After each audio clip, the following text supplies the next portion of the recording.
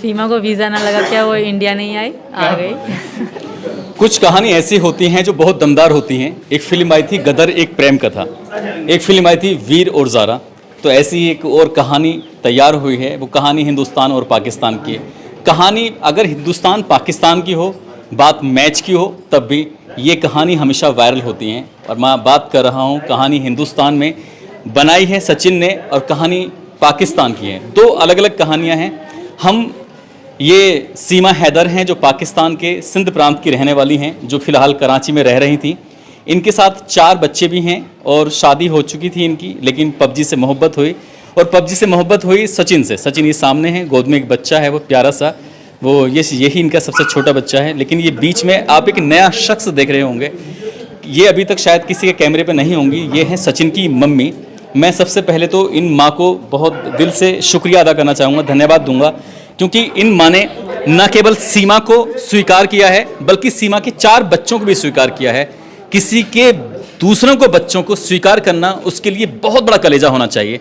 तो इन माँ के लिए बिग सैल्यूट, बार बार सैल्यूट, क्योंकि इन्होंने न केवल सीमा को बल्कि उनके 4 बच्चों को भी। तो आंटी जी क्या कहना चाहोगे? देखो ये लोग भी आपकी ताली बजा रहे हैं पीछे, एक बार मैं दिखाऊं। और ताली उन बच्चों के लिए है और सीमा की हिम्मत के लिए है। सीमा को प्यार होता है। साल 2020 में जब हमारे देश में लॉकडाउन चल रहा था, लोग एक दूसरे से मिल नहीं रहे थे, लेकिन इंटरनेट की दुनिया ने 2 सरहदों पार पार के 2 लोगों को, सीमा और सचिन को मुलाकात कराई। पहले पबजी से फिर दोस्ती होती है, दोस्ती के बाद फिर प्यार में बदल जाती है। मिलते हैं, उसके लिए नेपाल में 7 दिन रहते हैं। 7 दिन रहने के बाद फिर, अब ये कहानी तो सबने देखी है, लेकिन मैं सबसे पहले माँ के पास जाना चाहूँगा। माँ जी, आप अपने बेटे को और अपने इन बच्चों को, जो बहुत प्यारे से नन्हे मुन्ने बच्चे हैं, इन्हें किस रूप में देखती हैं? कैसा लग रहा है आपको? खूब अच्छा लग रहा है और खूब प्यारे लग रहा है बच्चा भी और बहू भी, दोनों बच्चे भी। वैसे सास और बहू को देखा जाए तो दोनों एक जैसी लग रही है मुझे तो। अच्छा है, ठीक है। सीमा जी, आपका हिंदुस्तान में स्वागत है। मैं एक चैनल चलाता हूँ जिसका नाम है उस्मान सैफी सफ़र, कहानियाँ सुनाता हूँ उस पर। तो पता नहीं पबजी देखते देखते कभी आपके पास मेरी कहानी पहुँची नहीं पहुँची। मैं ऐसी कहानी पाकिस्तान, हिंदुस्तान या अलग अलग मुल्कों की लेके आता हूँ। और मैं आपसे जानना चाहता हूँ कि जो आपकी पहली कहानी जो शुरू होती है, सुना था पहले भी आपने एक लव मैरिज की थी। पहले मैंने लव मैरिज नहीं करी थी, हाँ पसंद करती थी किसी को, तो उससे नहीं हो पाई। अच्छा। तो इससे मेरी कराती गई, क्योंकि मैं किसी और को पसंद करती थी। तो इसी कारण मेरी इससे ज़बरदस्ती कराई गई, सिर्फ साइन करवाए गए कोर्ट मैरिज के थ्रू। मेरे पापा ने करवाई थी, मेरे मामू नहीं मान रहे थे वो लोग। मेरे मामू ने मना कर दिया था। पर हमारे यहाँ ऐसा होता है, अगर आप किसी को पसंद करोगे ना, तो मतलब आपको फिर किराए में कहेंगे इसने गलत कर दिया, बेइज्जती हो गई, मतलब बहुत गलत समझा जाता है किसी को पसंद करना हमारे यहाँ। नहीं, ये बात तो यहाँ भी है कि बेटियाँ अगर माँ बाप की मर्ज़ी से जाती हैं तो खुशी होती है, बेटियाँ अगर अपनी मर्ज़ी से जाती हैं तो थोड़ी तकलीफ होती है। किसी को भी होगी, कोई दिक्कत नहीं उसमें। चीज़ होती है सर, मतलब ये अलग चीज़ थी। मतलब मुझे गलत माना गया तो ऐसे फंसा दे दिया इनको। इनकी पहले भी शादी थी, 2 बच्चे हैं इनके, जो मेरे पहले पति थे। उनकी पहले भी शादी, 2 बच्चे थे उनके, और अभी वो मैं रिलेशन में नहीं थे, तो 2 साल हो गए थे। वो वैसे मीडिया के सामने हाथ पर जोड़ रहे हैं, मोदी जी से रिक्वेस्ट कर रहे हैं कि मैं मेरे बच्चों को मेरे वापस भेज दूँ। मिल गया है, वरना पहले कहाँ थे इतने दिन। इतने दिन ना मुझे ढूंढा, ना रिपोर्ट दर्ज कराई, कुछ भी तो ना कराए। इतने दिन पहले कहाँ थे वो कहते हैं कि 10 मई को ही हमने रिपोर्ट करा दी थी, शायद अब 10 मई को घर से निकले थे। लेकिन सीमा जी, चलो कोई बात नहीं, जो हुआ सो हुआ। बस एक चीज़ जो मुझे, मतलब मैं अगर सोचूं, जैसे आप पाकिस्तान से वहाँ पहुँचती हैं नेपाल, और नेपाल में जाने के बाद शायद पाकिस्तान का नंबर काम करता है, नहीं करता? नहीं करता बिल्कुल नहीं। अब पाकिस्तान से वहाँ नेपाल पहुँच जाती हैं और कम्युनिकेशन आपका जो था, बातचीत ख़त्म हो जाती है। कैसे, मतलब तो ये कैसे पता चला कि मुझे एक इंडिया में एक जगह है रबुपुरा, और वो भी ग्रेटर नोएडा के ज़िले के अंदर, तो वहाँ से यहाँ जो पहुँचना था, तो उसके लिए कैसे अपने मतलब कांटेक्ट करा, या किसी बस वाले से बातचीत की, क्या करा? मैंने पहले पैसे चेंज करवाए। अंदर एयरपोर्ट के अंदर ही सब कुछ है। उसके बाद थोड़ा ही आगे सिम कार्ड मिलता है, 500 रुपये में पैकेज भी, हफ्ता फ्री नेट, और सिम कार्ड नेपाली एनसीएल की सिम होती है वहाँ पे। तो दूसरे देश में एकदम ऐसे दे देते हैं पासपोर्ट पे? अच्छा, पासपोर्ट पे दे तो सब कुछ मेरे पास तो कागज़ पूरे थे, सिर्फ इंडिया का ठप्पा वीज़ा नहीं था, बाकी तो सारे कागज़ मेरे पे थे। ऐसा वो फेक नहीं है, वो रियल हकीकत है, मेरी सच्ची पहचान है वो कुछ फेक नहीं है। ना फेक वाली बात नहीं करें। तो जैसे आपने नेपाल के रास्ते आने की सोची थी, तो उससे पहले आपने इंडिया के रास्ते आने की भी सोची थी, एक सही रास्ते पे चलने की कोशिश की, बिल्कुल तो फिर वो हो नहीं पाया। नहीं हो पाया क्योंकि यहाँ के सरकारी मुलाजिम के साइन चाहिए थे और उनके आधार कार्ड की कॉपी वगैरह, वो इनको कोई दे ना रहा था।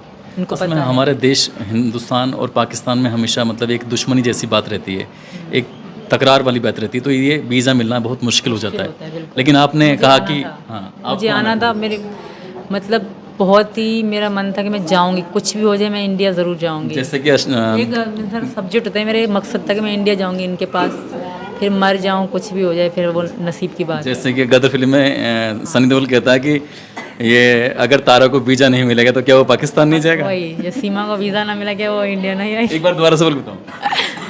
सीमा को वीज़ा ना लगा क्या वो इंडिया नहीं आई? आ गई। अगर ये नहीं आ पाती, सीमा जी यहाँ नहीं आ पाती, तो इधर को आप इधर बैठ जाइए ना, तो फिर हाँ आंटी जी के पास बैठ जाओ, तो फिर आप क्या करते? यहाँ बैठ जाओ। ये बहुत ही सज्जन व्यक्ति हैं, बहुत ही शरीफ हैं। इन्होंने कहा कि अगर, इन्होंने कितनी बड़ी बात कही कि अगर सीमा को वीज़ा नहीं मिलता या एंट्री नहीं मिलती तो क्या वो हिंदुस्तान नहीं आ सकती थी। सारी बाधाओं को तोड़ते हुए आ गई। अगर ऐसी बाधाएं आपके सामने आती तो क्या करते आप? कुछ भी नहीं करना। बहुत ही सज्जन व्यक्ति हैं, लेकिन यार तुम सज्जन तो हो, इतने प्यारे हो कि एक 4 बच्चों के मतलब अब जिम्मेदारी आप उठाएंगे। क्या इन बच्चों के बारे में सोचा है आपने? कैसे आगे पढ़ाएंगे, कैसे बढ़ेंगे आप आगे? बच्चों को पढ़ाएंगे और लिखाएंगे, यानी सही शिक्षा देंगे और बच्चों को खाना आना यानी कि रहन सहन ठीक रखेंगे बच्चों का। मैं अपने बच्चों से ज़्यादा चाहूँगा। सही बात। मैंने ही खुद कहा था, मैंने कि बिन माँ के बालक वहाँ पर तेरा कोई नहीं है, तो बिन माँ के बालक छोटे छोटे बालक हैं कि बिन माँ के बालक ऐसे ही रहेंगे। तू एक काम कर, तू यहाँ से, जब पहले नेपाल में मिले थे हम कि तू जा, ये तो ये कह रही थी मैं तुम्हारे साथ चलती हूँ। बच्चे घर पे थे, चाची वाली को चाची वाली कब तक रखती, सब टॉर्चर करते हैं। तो मैंने बोला मैंने कि तू एक काम कर, मैंने कि तू वहाँ पर जा, तू अभी मत मेरे साथ जा, मेरे साथ मत चल, तू वहाँ जा और बच्चों को साथ लेकर आना। मैंने ही खुद कहा था इसको। आपने कहा था बच्चों को साथ लेकर? जी सर। अच्छा। मैं इनके प्यार में बिल्कुल अंधी थी कि बस तुम चाहिए, बच्चे बहन पाल लेगी, पर इन्होंने कहा नहीं, तुम सारी ज़िंदगी रोती रहोगी। हाथों पे क्या है ये कट है सर, कैसे बॉर्डर पार करते लगेगा? इनसे लड़ाई में लगे अभी, तो ये तो अभी लगे थे, हम लड़े थे यहाँ भारत। पता चला कि यहाँ गुस्सा आ जाए। इनको समझा दें, सास तुम्हारी जितने आपको क्यूट लग रहे हैं इतने क्यूट ना है। हाँ सच में बहुत लड़ते हैं यहाँ पे। अच्छा। और वो वहीं पे ये बीड़ी बीड़ी पी देते तो मन। जैसे एक बार को, जैसे आपको आपकी वजह से, ये तो मैं आपकी वजह से कहूँ, आपकी वजह से सचिन के पापा को जेल में रहना पड़ा, तो ये अरे देखो प्यार में तो इतना, हाँ तो मेरे बच्चों को जेल में जाना पड़ा, बच्चों को भी मोहब्बत के कारण। मेरी वजह से ये कैसे गए? अगर ये ना बुलाते शायद मैं ना आती, शायद ये ना पटाते शायद मैं ना पढ़ती, माँ खुश बैठी थी। फिर भी जैसे कि आपको लगा नहीं है कि अब मैं पता नहीं कहाँ किस दलदल में आ गई? मेरा ये बिल्कुल नहीं था कि इनके पापा को जेल हो। इनके पापा की मैं बहुत इज्जत करती हूँ, बहुत हद से ज़्यादा। मेरे कभी भी नहीं था कि, फिर भी मुझे इसी बात की चिंता थी कि पता नहीं पापा कब निकलेंगे। अगर हम सब जेल में थे तो मुझे अपनी या बच्चों की, इनकी भी नहीं थी, पापा की थी कि वो चले जाएं, और मम्मी वालों की थी कि पीछे कमाने वाला कोई भी ना था। बाबा बेचारे बूढ़े हैं और विकास वाले छोटे हैं। तो हमने पुलिस वाले से भी रिक्वेस्ट करी कि हमारा बहुत सारा सामान वहाँ कमरे में पड़ा है, वो घर पे पहुँचा दी, पापा हमारे साथ हैं। इस बात का मुझे भी दुख है। सचिन के पापा से बात हो रही थी तो सचिन के पापा कह रहे थे कि भैया मैं 2 दिन जेल में रहा, बहुत गरीब आदमी है, पेड़ पौधे लगा के वो बेचते हैं, जाके शहर में जाते हैं गांव से और वहाँ पेड़ पौधे बेचते हैं, तब उससे घर का खर्च चलता है। तो अब आप पढ़ी लिखी कितनी है? 5। अच्छा 5 में, लेकिन आपकी जो जहनियत है बहुत अच्छी है, आप चीज़ों को बहुत जल्दी से बारीकी से समझ लेती हैं। अब दोनों मिल के काम करना, ताकि मिल के काम करेंगे तो जल्दी आगे बढ़ जाएंगे। I think. और आपके पड़ोसी पता है आपको कितने अच्छे हैं? अरे तुम पड़ोसी घर में बैठी हुई इतने अच्छे हैं? ये सर तो बहुत अच्छे हैं, चाचा जी तो बहुत से ज़्यादा अच्छे हैं। इन्होंने तो, इनके कारण शायद हम आज बाहर हैं। हाँ, पता है आपके पड़ोसी क्या कह रहे थे कि इन बच्चों को हम किसी भी कीमत पर परेशान नहीं होने देंगे, इन बच्चों को हम अपनी तरह समझेंगे। और एक बार गांव की तरफ दिखाओ, और इन गांव के लोगों ने भरोसा दिलाया है इन चारों बच्चों के लिए कि इनकी पढ़ाई लिखाई की जिम्मेदारी हम मिलके उठाएंगे, पूरा गाँव उठाएगा। यही बात है ना? मेरे एक बार गांव वालों के लिए तो आपस में ताली बताओ यार।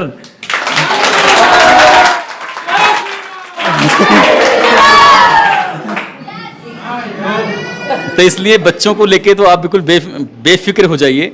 और हो सकता है कि मैं अपनी इस वीडियो के माध्यम से ये अपील ज़रूर करूँगा कि जो यहाँ आसपास के अच्छे लोग हैं, बढ़िया लोग हैं, क्योंकि ये बहुत बेहद गरीब परिवार है, इस परिवार को आगे बढ़ाने के लिए, मेहनत करने के लिए आपको कुछ इसमें हेल्प करनी चाहिए। यहाँ के स्थानीय विधायक हों या फिर स्थानीय प्रशासन हो, इस परिवार की आर्थिक रूप से मदद करे ताकि इन चारों बच्चों की परवरिश, बाकी अभी आगे प्रशासन ने कुछ ना कुछ तो सोचा ही होगा इन बच्चों को लेकर कि बच्चे यहाँ रहेंगे नहीं रहेंगे, क्या शर्तें हैं क्या नहीं शर्तें हैं। ये तो खैर ये टेक्निकल चीज़ें हैं, मैं इस बारे में नहीं, लेकिन मैं भावनात्मक रूप से बात कर रहा हूँ, क्योंकि अगर हमने कोई जिम्मेदारी ली है तो उस जिम्मेदारी को हमें पूरी ईमानदारी के साथ निभाना है। ऐसा नहीं, ये खेल एक दिन का नहीं है, ये खेल कम से कम हर बच्चा जब 18 साल तक कंप्लीट नहीं हो जाएगा तब तक उसकी एजुकेशन का भी सवाल है। हालांकि सरकार एजुकेशन को लेकर अच्छे कदम उठाती है, लेकिन आप जैसे आपको अपना खोया हुआ प्यार है, मिल गया है, तो ऐसे ही बच्चों के लिए क्या सोचा है आपने अपने लेवल पर? बच्चों के लिए मतलब किस तरह तालीम के बारे में, पढ़ाई के बारे में ज़ाहिर देंगे। आज ऐसा नया दौर है, फास्ट है बिल्कुल, तो पढ़ाई तो बच्चों की लाजमी है। अभी 3 पढ़ेंगी, ये बाद में। पहले तो यही प्रार्थना है भगवान से कि हमें यहाँ की मतलब मिल जाए इजाज़त रहने की, ताकि हम यहाँ के आधार कार्ड बनवा लें, नागरिकता मिल जाए। आपके हस्बैंड जो सऊदी अरब में बैठे हैं अपील कर रहे हैं कि मुझे मेरी पत्नी मेरे बच्चों को वापस भेज दो, रिक्वेस्ट कर रहे हैं, रो रहे हैं, अभी और नाटक भी कर सकते हैं, कुछ भी कर सकते हैं, तो अगर वो कामयाब हो जाते हैं तब क्या करोगी? वो नहीं होंगे कामयाब। अगर हो जाते हैं तो मर जाऊँगी, पर यहाँ से नहीं जाऊँगी सर। इन्होंने कहा कि मर जाऊंगी, लेकिन यहाँ हिंदुस्तान की इस सरजमी को छोड़ना नहीं है, सचिन का साथ नहीं छोड़ना है। और मैं सचिन की मम्मी को, सचिन के पापा को एक बार फिर से सैल्यूट करता हूँ, क्योंकि उन्होंने एक नहीं 4 बच्चों को इस सीमा हैदर के साथ अपनाया है। और वाकई ये बहुत बड़े कलेजे की बात है, और इस गांव के बड़ा कलेजा है। क्यों? क्योंकि इस गांव ने इनको अपना लिया है, यहाँ के आसपास के लोगों ने इन्हें अपनाया है। और दोस्तों, इस पूरी घटनाक्रम को, पूरी कहानी को सुनाने का उद्देश्य भी किसी को परेशान करना नहीं है, बल्कि दिखाना था आपको कि इस दुनिया में कितने कितने बड़े दिल वाले लोग रहते हैं। और सचिन, उनके परिवार को एक बार फिर से शुभकामनाएं, जो बहुत ही अच्छी सुंदर सी बहू लेके आए हैं। बहुत बहुत शुक्रिया, अपना ख्याल रखें, खुश रहें। जय हिंद, जय भारत।